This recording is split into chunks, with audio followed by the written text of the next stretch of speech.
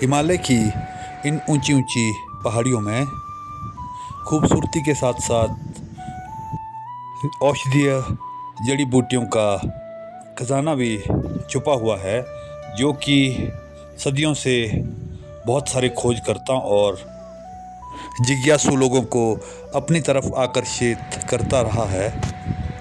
इन ऊंची ऊंची पहाड़ियों के साथ बसे हुए गांव को औषधियों का ये खजाना स्वाभाविक रूप से मिलता रहा है, और इसके जो कई औषधीय लाभ है, कई सदियों से ये गांव उसका लाभ उठा रहे हैं। और अनुमान है कि हिमालय में लगभग हज़ारों लाखों प्रजातियों की औषधियाँ पाई गई है, जिस पर अभी भी रिसर्च होना बाकी है। दुमरेड़ा गांव हिमाचल प्रदेश के शिमला ज़िले की रनसार घाटी का अंतिम गांव एक ऐसा ही गांव है जो कि मोराल डंडा नामक एक बहुत ही खूबसूरत और भव्य पहाड़ी के बेस कैंप में रूप में काम करता है, और इसके साथ बिल्कुल सटा हुआ है। लगभग 3,500 मीटर की ऊंचाई पर बसा ये गांव अपने आप में इतना खूबसूरत गांव है कि जब आप यहाँ विजिट करेंगे तो आप एक अलग ही दुनिया में यहाँ पर पहुँच जाते हैं। सेब के सीधे सीधे खेत, कई सैकड़ों मीटर में फैले हुए खेत, आसपास हरे भरे जंगल, और सामने मुरार डंडे की खड़ी पहाड़ियाँ जो कि रामपुर तहसील के लिए एक पास का काम भी करती है, इस गांव की खूबसूरती में चार चांद लगा देते हैं।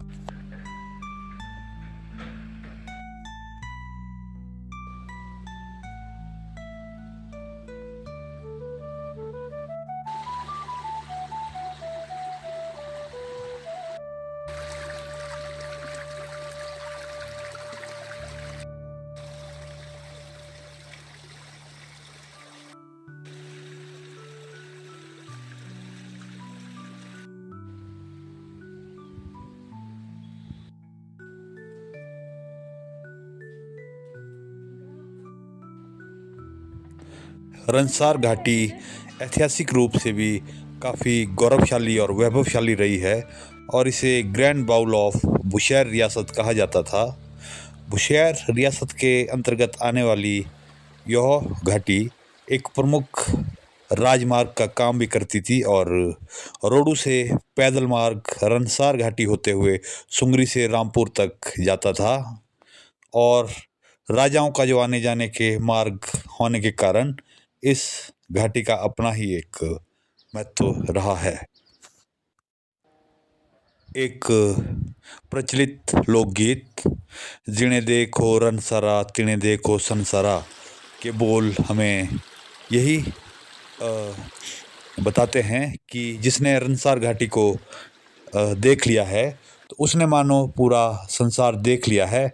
और ये लोकगीत इस घाटी के वैभव को दर्शाता है, और आज भी इस घाटी के लोग इस लोकगीत को गुनगुनाते रहते हैं और बाहर के लोगों को अपनी तरफ आकर्षित करते रहते हैं।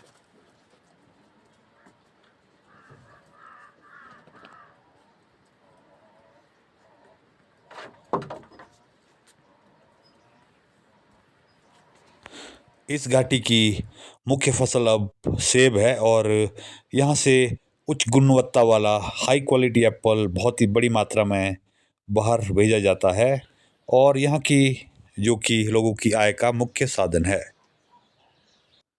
इस गांव में आप ज़रूर एक बार विज़िट करें, और यहाँ आने के लिए आपको गाड़ी बसों की सुविधा मिल जाएगी। और रनसार घाटी अपने आप में एक बहुत अच्छी जो सड़कों के लिए भी जानी जाती है, और यहाँ के लोग पॉलिटिकली भी काफ़ी एक्टिव है, तो आपको आने जाने में कोई भी दिक्कत नहीं होगी। आप देखिए बहुत ही शानदार जंगल।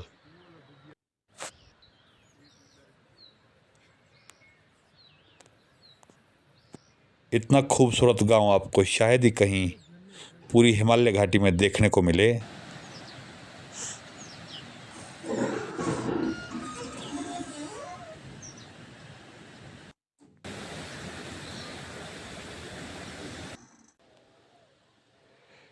किसी गांव की सुंदरता का अंदाज़ा हम इस बात से भी लगा सकते हैं कि वहाँ के लोग साफ़ सफाई का कितना ध्यान रखते हैं।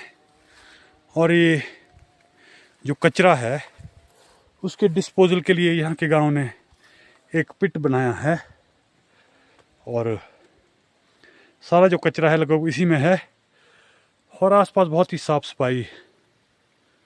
तो इससे पता चलता है कि ये गांव कितना सुंदर और रमणीय है और यहाँ के लोग साफ सफाई के प्रति कितने जागरूक हैं। आप देखिए, ये हम गांव में बिल्कुल पहुंच चुके हैं। दुमरेड़ा गांव रनसार वैली का अंतिम और बहुत ही शानदार गांव। इससे सुंदर गांव आपको शायद ही पूरी हिमालय घाटी में मिले।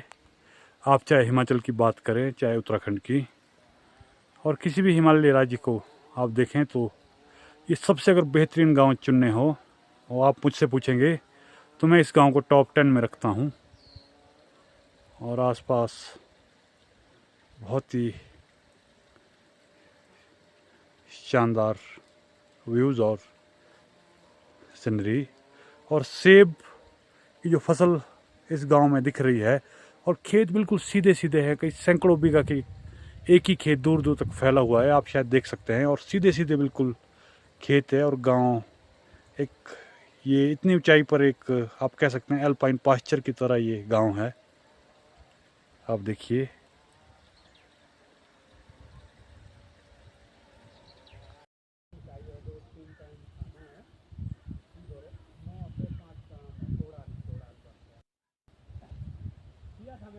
दुमरेड़ा गांव में गवर्नमेंट ऑफ हिमाचल प्रदेश के आयुष विभाग द्वारा एक हर्बल गार्डन भी बनाया गया है, जिसमें आसपास के क्षेत्रों और मुरार डंडा से लाई गई जड़ी बूटियों के सैंपल उगाए जाते हैं।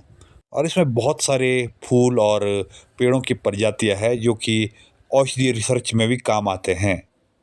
तो ये हर्बल गार्डन इतना खूबसूरत है कि आप यहाँ दूसरी सारी जगहों को भूल जाएंगे।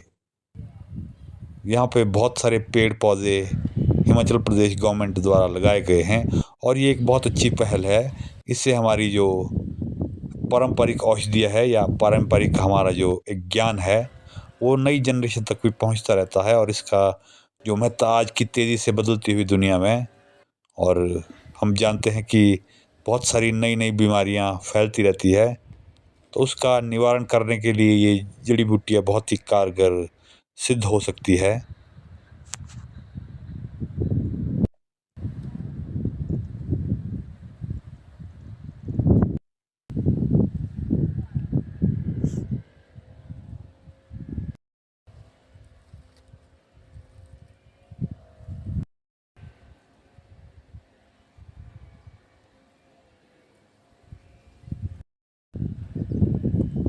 हिमाचल प्रदेश में और भी कई ज़िलों में हर्बल गार्डन बनाए गए हैं और कुल मिला के 4-5 हर्बल गार्डन है। तो ये जी के पॉइंट ऑफ व्यू से भी ये क्वेश्चन इम्पोर्टेंट है। तो आपने कई बार पढ़ा होगा, जो कि हिमाचल जी के आप पढ़ते हैं, कि हिमाचल प्रदेश में शिमला ज़िले में हर्बल गार्डन कहाँ है। तो ये दुमरेड़ा गांव, ये वही जगह है। हम आपको ग्राउंड पे हर्बल गार्डन दिखाते हुए, ये कई सैकड़ों बीघा में ये हर्बल गार्डन फैला हुआ है और इसका व्यू इतना शानदार है। सामने आप देखिए, मुरार डंडा की चोटी भी यहाँ से दिखती है और ये छोटी छोटी क्यारियों में लगे हुए फूल औषधीय गुणों से भरपूर, ठंडी ठंडी हवा, सामने चांशल की पहाड़ी और दूर बहती पब्बर नदी और रनसार घाटी से निकलने वाली मतरेट खड्ड, जो कि बडियारा के पास पब्बर में मिलती है। तो आप इस वैली ज़रूर विज़िट करें।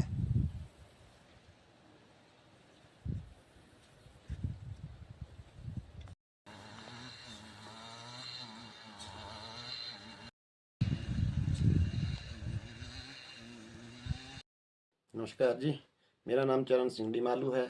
मैं दुमरेड़ा गांव का रहने वाला हूं। ये जो दुमरेड़ा गांव है, इस 8,500 पौने 8,500 की हाइट पे मौजूद है। और यहाँ की मुख्य फसलें जैसे सेब, राजमा, आलू, मटर मुख्य फसलें हैं। और यहाँ पे लोग दूध का भी काम करते हैं। यहाँ हमारे गांव में हर्बल गार्डन है जहाँ पे जड़ी बूटियाँ तैयार की जाती है। जो हर्बल गार्डन है ये गवर्नमेंट ऑफ हिमाचल प्रदेश के अधीन आता है। ये आयुष मंत्रालय के तहत है। ये आयुर्वेदा द्वारा यहाँ पे जड़ी बूटियाँ तैयार की जाती है और नर्सरियाँ विकसित की जाती है पूरे हिमाचल में, ऑल ओवर इंडिया में, जो भी लोग जिनको भी नर्सरी का काम करना होता है। और यहाँ का जो इतिहास है, यहाँ पे हमारे कैलाश बड़ीदाना महाराज है, देवता महाराज, जो कि सदियों से है। यहाँ पे इनकी आज्ञा के बिना कोई भी कार्य संभव नहीं है। यहाँ पे शराब, अंडा, मुर्गा, मच्छी, सुअर का मीट जैसे निषेध है इस गांव में। और शराब भी यहाँ पे हमने कभी भी अपने घर में दारू की बोतल कभी भी नहीं देखी आज तक। मेरी उम्र भी लगभग 48 ईयर हो गई है।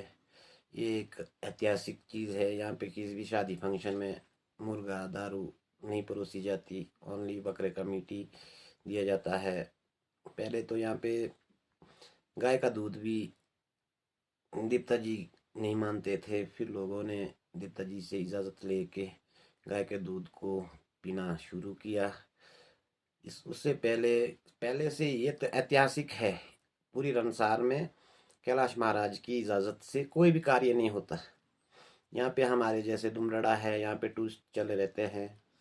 अभी भी हाल में भी यहाँ पे टूरिस्ट आए थे और आते रहते हैं, फॉरेनर आते हैं, इंडियन आते हैं और यहाँ पे कैंप लगते हैं। और सामने हमारे ये क्या नाम बोलते हैं, यहाँ से दुमरड़ा से लगभग 4 घंटे का रास्ता है, मुराल डंडा है। मुराल डंडा एक ऐसा व्यू है जो कि आपको हिमाचल के कई जिले नज़र आते हैं। कुल्लू आता है, किन्नौर आता है, आपका उत्तराखंड की पहाड़ियाँ नज़र आती है और हिमालय पर्वत तक नज़र आता है। रामपुर का तो ऑल ओवर 90% एरिया पूरा मुराल डंडा से दिखता है। और आपका ये मोहाल दुमरेड़ा के अंदर ही आता है और चक दुमरेड़ा के अंदर आता है। मुराल डंडा है, कांगनूवाई है, नाडी है, बड़ा डंडा है, पार्क को जहाँ पे ब्रह्म कमल खिलता है। और इसमें हमारे जंगलों में और डंडे पे बहुत सारी बहुमूल्य जड़ी बूटियाँ उगती है जो कि स्वास्थ्य की दृष्टि से काफ़ी महत्वपूर्ण है। और जो दुमरेड़ा गांव है, यहाँ पे काफ़ी जो भी लोग आता है वो कहते हैं कि कुल्लू मनाली कुछ भी नहीं है इसके आगे। ये एक बहुत ही शानदार गांव है। यहाँ का जो व्यू है आपने भी तो देखा ही होगा। बीच में दुमरेड़ा है, दुमरेड़ा से ऊपर को जंगल है, जंगल से ऊपर को बड़ी बड़ी वो क्या पहाड़ियाँ हैं जो कि बहुत ही शानदार है। व्यू ऑफ टूरिज्म को देखते हुए। और सड़क भी है, सड़क है पर लेकिन सन 2007 की खुली सड़क है, जब माननीय स्वर्गीय राजा वीरभद्र सिंह मुख्यमंत्री हुआ करते थे। तब से लेकर आज तक इस सड़क में कोई भी कार्य नहीं हो रहा, ना सोलिंग हो रही है, ना कोई डंगे लग रहे हैं। हालांकि बिल्कुल क्षतिग्रस्त हो चुका है। जब भी बरसात में यहाँ पे बरसात होती है, पूरा रोड जो है पानी से खत्म हो जाता है। अब यहाँ पे कहाँ से मलुआ है, मलुआ भी डालने के लिए नहीं है। यहाँ की मेन मुख्य समस्या है सड़क। अगर यहाँ पे सड़क पक्की हो जाती है तो यहाँ का जितना रेवेन्यू जनरेट होता है उतना भी खर्च नहीं हो रहा है। 19 साल हो चुकी है। एमएलए प्रायोरिटी में ज़रूर है। कभी एमएलए साहब बोलते हैं कि उसमें डाल दिए हमने, उन्होंने घोषणा भी की थी। अभी पीछे यहाँ पे प्रोग्राम था, क्या नाम बोलते हैं, एमएलए प्रायोरिटी में है, उसमें PMGSY फेस 4 में। कभी बोलते कि नाबार्ड में है। हमारी गवर्नमेंट से, PWD विभाग से यही आशा है कि आप लोग जो इस रोड को जल्दी से जल्दी किसी अच्छी स्कीम में, PMGSY जैसी स्कीम में आगे प्रोसेस करें ताकि यहाँ का लोग लाभान्वित हो सके। अपनी जो यहाँ की व्यावसायिक स्थिति है, हालांकि फसलें अच्छी होती है, सड़क के कारण हमारी स्थिति जो है बहुत ही लो हो रही है। लोग जो है बहुत मजबूर हो रहे हैं। यहाँ पे लोग गाय भी पालते हैं, हर घर से 9-10 लीटर दूध डेली डायरी में जाता है। पर लेकिन क्या करे, कभी जब बरसात होती है तो 3-4 महीने दूध डायरी में नहीं जाता, और आगे सर्दी आने वाली, फिर बर्फ़ पड़ती है 3-4 महीने, फिर लोगों का दूध खराब हो जाता है। आय का साधन है, पर लेकिन सड़क के कारण समस्याएं बहुत आ रही है। इसलिए मेरा आपसे अनुरोध है कि ये जो वीडियो में आप वो कर रहे हैं, कि आगे गवर्नमेंट तक जाए और इस पे अमल हो। Thank you.